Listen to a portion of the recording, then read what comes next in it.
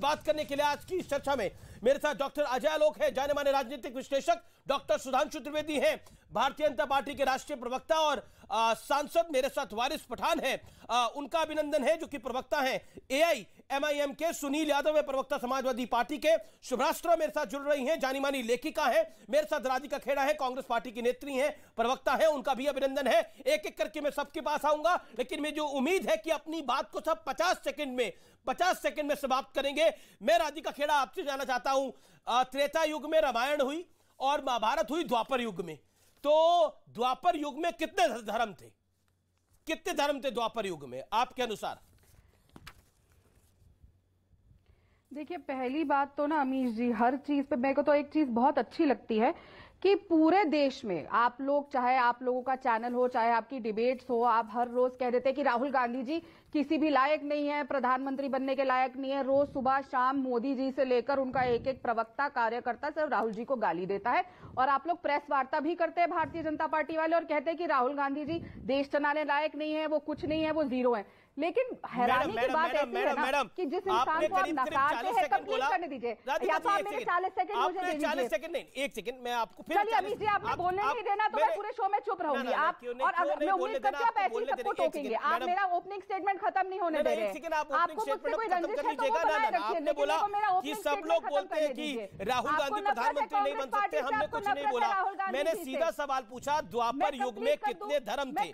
मैंने राहुल गांधी से रिलेटेड कोई सवाल ही नहीं पूछा आपसे अभी तक। आप डिफेंसिव हो रही है पहले ही राहुल गांधी को लेकर। मैंने तो द्वापर युग में कितने धर्म थे ये सवाल पूछा। मैं फिर आपको 50 सेकंड देता हूं, द्वापर युग में कितने धर्म थे बताइए। मैं अपनी बात don't shout it out Radhika ji, don't shout it out, इत्मीनान से बात करिए। मेरा सवाल बड़ा डायरेक्ट है, द्वापर युग में कितने धर्म थे? बोलने दीजिए, आप या तो मुझे बोलने दीजिए वरना मैं डिबेट छोड़ देती हूँ। अभी आप बता दीजिए। ये आपकी मर्जी है, आपसे सवाल पूछा गया है, अगर आपके पास जवाब नहीं है तो यू आर मोस्ट वेलकम, आपको जो करना करिए, लेकिन सवाल बड़ा डायरेक्ट है। आई एम सॉरी अमीश जी, नफरत है, नफरत जो आप फैला रहे हैं उसका मेरे पास हर बात का जवाब है और हम आपकी हर नफरत का जवाब प्यार से देंगे। ना मैं गाली गलौज करती हूँ, लेकिन जो मेरा हक है, जो मेरा समय है, उसमें अगर आप बीच में नहीं बोलेंगे तो अच्छा रहेगा। दूसरी बात मैं फिर बोलती हूं, जब आप लोग सारे टाइम ये डिक्लेयर कर देते हैं कि राहुल जी को ये नहीं पता, वो नहीं पता, आप लोग सुबह शाम उनके ऊपर डिबेट क्यों करते हैं? मत करिए ना। अगर वो इतने इररेलेवेंट है, उनको कुछ नहीं पता, आप लोग सारे टाइम उनके ऊपर डिबेट क्यों करते हैं? और अब आते हैं बात कौरवों और पांडवों पे। उन्होंने बिल्कुल सही कहा, महाभारत की धरती से, कुरुक्षेत्र से बिल्कुल जाके सही कहा। भारतीय जनता पार्टी कौरव नहीं है तो और क्या है? कौरवों के क्या था? उनके पास भर भर के अहंकार था, उनके पास भर भर के पैसा था, उनके पास भर भर के अन्याय था, उनके पास भर भर के हर दल और बल था, संख्या थी। पांडवों के पास क्या था? उनके पास सिर्फ सच्चाई थी और कृष्ण जी थे, और वो सच्चाई से चलते रहे और आखिरकार पांडवों की जीत हुई और उसी तरह कांग्रेस पार्टी की जीत हुई। और कौरव, उन्होंने किया क्या था? उन्होंने द्रौपदी की इज्जत लूटी थी, याद है ना आपको? 30 सेकेंड, उन्होंने द्रौपदी की इज्जत लूटी थी। और आप बताइए, इनके खुद ही हरियाणा के मंत्री जो हरियाणा से आते हैं, संदीप सिंह, वो तो खुद एक कोच को तंग करने के लिए उनके ऊपर केस चल रहा है। उनके खुद हरियाणा के प्रदेश अध्यक्ष भारतीय जनता पार्टी का बेटा, वो भी एक महिला को मोलेस्ट करने के लिए पकड़ा गया था। इनके एमएलए औरतों के साथ क्या क्या करते हैं उत्तर प्रदेश में, तो ये कौरव ही तो है ना। महिलाओं का ठीक है मैडम, अब आपका वक्त हुआ पूरा।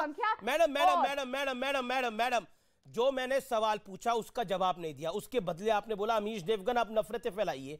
एक बात बताइए, कौरव पांडव की बात करी राहुल गांधी ने, नफरत अमीश देवगन फैला रहा है। कमाल का लॉजिक है। मैंने आपसे सवाल पूछा द्वापर युग के। एक second madam, hold on madam, patience रखिए मैडम, ऐसे कुछ नहीं होगा। ऑडियो डाउन करिए मैडम, को ऑडियो डाउन करिए। 10 सेकंड सुनना पड़ेगा, 10 सेकंड सुनना पड़ेगा मैडम, को ऑडियो डाउन रखिएगा। 10 सेकंड मैडम, को ऑडियो डाउन रखिए। आपसे मैंने सवाल पूछा, इतना शोर मचा के कुछ हासिल नहीं होगा। मेरा इत्मीनान से सरल भाषा में सवाल सुनिए। मैंने आपसे सवाल पूछा, द्वापर युग में कितने धर्म थे? कितने धर्म थे? क्योंकि राहुल जी ने बयान दिया कि पांडव के साथ सारे धर्म थे, पांडवों के साथ क्योंकि आप पांडव बने हुए हैं। मैंने सवाल पूछा, द्वापर युग में कितने धर्म थे? यह जवाब देने में आपत्ति क्या है?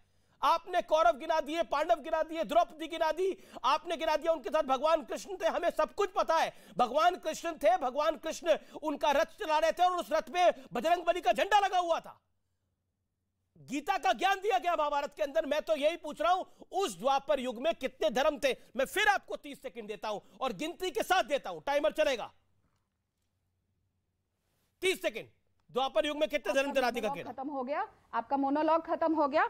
आपका मोनोलॉग खत्म हो गया हो, सवाल पूछा है मैडम, सवाल पूछा है, जवाब दीजिए। क्योंकि आप शो के मालिक हैं, आप चैनल के मालिक हैं, आप तय करेंगे कब कौन बोलेगा कब कौन नहीं बोलेगा। आप म्यूट कर देंगे क्योंकि आपके हाथ में वो पावर है। आप और भारतीय जनता पार्टी सेम तो हैं। जब ऑपोजिशन जाके बोलती है पार्लियामेंट में, जब देश की जनता अपनी आवाज उठाती है, और जब कौरव के खिलाफ अपनी आवाज उठाई जाती है तो दवाई तो जाती है। आप में, कौरवों में और भारतीय जनता पार्टी के शासन में क्या अंतर है अमीश देवगन?